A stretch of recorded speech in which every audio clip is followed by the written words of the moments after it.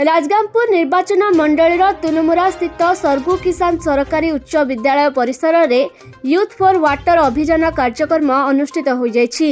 JSW एवं स्वेच्छासेवी आस्फर अनुष्ठान मिलित सहयोग में जल संपद सुरक्षा पई एक अभिनव प्रयास आरंभ करा जाइछि।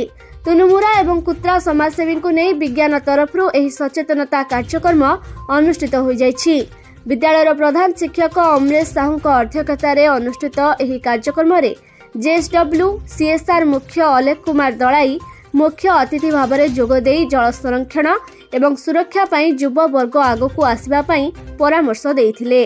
कुत्रार स्वेच्छासेवी एस्पार राजवंश साहू नेतृत्व में एक रैली ग्राम परिक्रमा मध्य करिथिला। विज्ञान इको प्रधान इंचार्ज प्रियदर्शिनी पाढ़ी सभापतित्व विद्यालयर समस्त छात्र छात्री तथा शिक्षक शिक्षयित्री अंशग्रहण करथिले।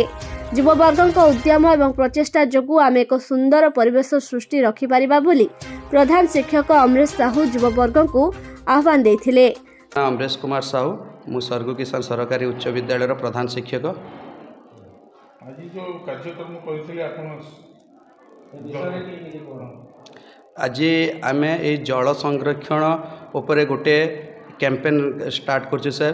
जेहेतु वर्तमान स्थिति रे जल संरक्षणर आवश्यकता रही एवं यहा उपरे सचेतनता सृष्टि करबा पई आमे एई अंचलर समस्त यूथ मास को लेके आमे गोटे यूथ फॉर वाटर गोटे कैंपेन एटा आज आमे आरंभ करछु।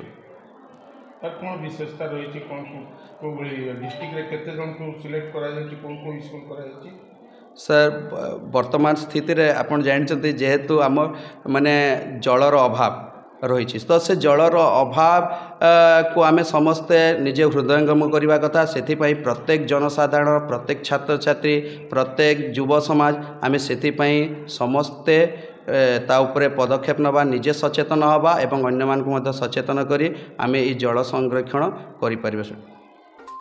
राजगामपुर सुभाष बेगा रिपोर्ट कलिंग समाचार।